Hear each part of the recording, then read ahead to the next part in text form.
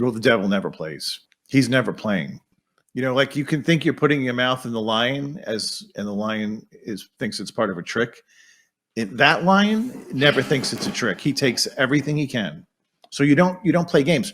Another example is the Ouija board. So people would think, oh, it's just a game. What's the harm? And they also have what I say is curiosity is not a virtue. A curiosity about the demonic can get you in big trouble. Bless the Lord, O my soul, bless it. Hi, thanks for tuning in to Armor of God. As always, let me start the video by saying thank you so much for taking the time to be here with us, and hopefully you'll be edified with what we've put together for you here. Anyway, to kick this off, we're going to be covering something about Hollywood again in this video. And just as I expected, when I shared the clips from Father Ripperger and Father Daniel Reehil about Harry Potter, there will be some who thinks we're just trying to blow things out of proportion. For example, this comment, I'm going to censor the name because it's not my intention to embarrass anyone, but simply sharing the comment written here. And I quote, I'm usually a supporter of this channel, but this video is the superstitious paranoid claptrap that started the satanic panic. Now we know these priests are not infallible, but there's a reason why so many exorcists, not only Father Ripperger or Father Reehil here, are saying these things about Harry Potter. And again, I'm not here to please anyone with feel-good messages when it comes to these things, but rather to share the potential dangers of these works like Harry Potter or artists like Taylor Swift. And just as I said in the previous video, be humble enough to admit we just don't know enough, and I really hope that in time some of you who are resisting these priests please heed the warnings from them. Anyway, now for this video on the other hand, it's going to be another popular figure in Hollywood as well, and it's going to be something from Father Daniel Reehil again. Yeah. So we've got Hollywood's always been under the control of Lucifer. Jesus himself said the world is under the control of the devil. I mean, that was out of God's mouth. So it shouldn't surprise us that places that have particular power with messaging, with music, which goes right to the heart, music bypasses the brain, goes straight into the heart, good and bad, that would be, something that he would want to control. Well, look at these people. Lady Gaga has a story that she was down on her luck playing the Bowery for, $100 a night. She went out to get some more drugs, meets this beautiful man who says, do you want it all? And she says, what do you mean all? He says, fame, fortune, and money, power. And she said, yes. He said, just worship me. And within a month, she had her first #1 hit. And then it's been a huge career ever since.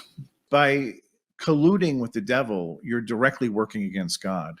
And so if you do that your whole life, at the end of your life, why would you think you're going to heaven? You're going to go where you've been your whole life. And in that way, he kind of does have them in a snare, because at the end of life, if they've been serving the devil their whole life, that's where they're going. They're going to hell. And that way he does kind of snare them. Does he own their soul? No, but now he gets to tormented for eternity. Even worse. So people have to realize, and the funny thing about this country is everybody wants the big payout. We're all after money, and we're after the big home and the fancy cars.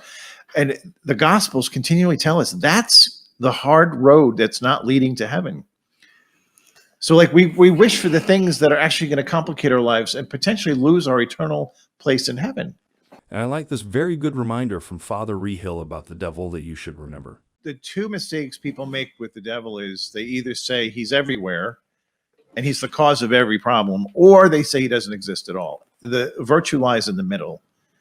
This is a real person. I say person meaning somebody that has a will and a force, but he's a spirit, pure spirit. So much more powerful than man. And Lucifer was the most brilliant and beautiful of all the angels before he fell. So he's someone to contend. We can't beat him in a fight. It's only God that can beat him. So your relationship with God is going to be your strength. So that makes me very sad to hear that people are saying they don't believe in God, because that's the one who can help them against these very evil forces. Anyway, recently I designed this image about the 5 forms of demonic attack and shared it on the community post of this channel. And some of you still have some more questions about it, so I think it's good to share Father Reehil's explanation about it. Although I did share Father Vincent Lampert's explanation before as well. So there's 2 ways the demons operate. They operate in their natural capacity, and then they operate in a supernatural capacity. 99% of demonic activity in the world is in this natural capacity. What is that? That's temptation. So they tempt us, even in sometimes even strange ways that, you'll just finish saying, you know what? It could be something as silly as, I'm not gonna have a drink for the month of August. And as soon as you tell this to the Lord, as some kind of a fast you're doing, the phone will ring and it'll be one of your best friends. Hey, let's go out to the bar tonight. Yeah. So that's what I mean by the natural. And by the way, the sin is the only thing that will put you in hell. So the supernatural power of demons, so that would be infestation. Infestation is when they kind of are ruling within a house or a place, and they can move things around the house.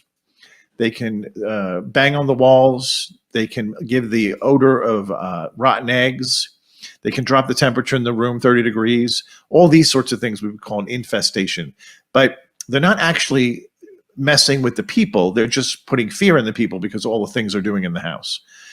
Then there's obsession. Obsession is when they mess with somebody's mind and they attack their thoughts all day. And this can drive people crazy because all they hear are these voices screaming in their head all day long. Oppression is attacks to the body. So the person's body is physically attacked. Sometimes it manifests with a sickness that can't be diagnosed. Other times you can say right away, it's evil. I had a case where a gentleman lived alone in his own home, and he was waking up in the morning with bite marks all over his body. Well, he can't bite himself on the back, so we knew it wasn't him. Other times, the scratch marks, all sorts of strange things. And then possession is when the person gives their will over to the spirit and kind of gives into it, and then it can take control of their whole person. And while we're on the subject, Father Reehil also shared his thoughts during this interview about the movie The Exorcist. Perhaps the next time some of your friends and family watching this kind of movie, you can provide the correct explanation to them, as well as about how it's actually done in real life. Hollywood is trying to glorify something that's evil. Right away, you're on bad footing. Not everything in the movie happened in real life, and they kind of, because they only have an hour and a half to show the movie, they kind of condense the events together. So it seems a lot worse when you watch the movie. Here's another thing. When I go and do an exorcism, I don't go to somebody's house at midnight during a rainstorm to do the exorcism. Nobody does that. When the sun is out, you do it in the church where I would have the Blessed Sacrament present. I would have other people with me, a team, and it's structured. Going into somebody's home that you've never been in the middle of the night during a thunderstorm, that's absurd, but that's the way they depicted it. Anyway, for the last part of this video, to end this whole thing on a more happier note, I'd like to share this beautiful story of a young boy with all of you. An 11-year-old boy from Argentina made the special effort to walk about 7 miles on muddy roads to receive the sacrament of confirmation, and the news reached Pope Francis, who sent him a blessing. Throughout the year, Max has been preparing to receive the sacrament of confirmation, which was scheduled for November 11th. However, as the date for the sacrament approached, worsening weather conditions threatened his being confirmed. The night before confirmation, and in the midst of incessant rain, Max's parents began to worry because the family vehicles were not going to be able to make it to town on the muddy country roads, and the tractor they used to work the fields had broken down that same week. There was an alternative, but the parents thought Max wouldn't accept it. Walk 7 miles in the mud. However, to their surprise, Max said yes. The boy and his parents left at 7 in the morning so they could reach the church in time for the ceremony that would begin at 10:30. And on the way to the church, Max's father joked with the little boy, "When you grow up, you're going to have a good story to tell." But they didn't expect his story to reach so many people. The priest who offered the mass mentioned the little boy's feat as an example to follow, and many came up later to congratulate him. After the ceremony, we came away relieved. I was on cloud 9 all week. The boy's mother confessed, "We didn't regret anything, we were happy." But the impact did not end there, because Max's story reached the ears of Pope Francis, who sent him his apostolic blessing and a gift from Rome. And Max also shared a beautiful reminder to other children who are preparing to receive the sacrament of confirmation, and he said that Jesus awaits you and will always be with you, just as he will be with me. Well, that is all for the video this time. I really hope you've learned a lot from what we've put together for you here, and if there's any suggestion or feedback, please don't hesitate to let me know in the comments below.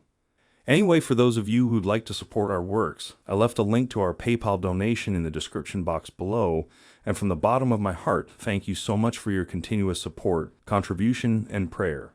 And until the next time, stay safe, stay healthy, and may God bless you.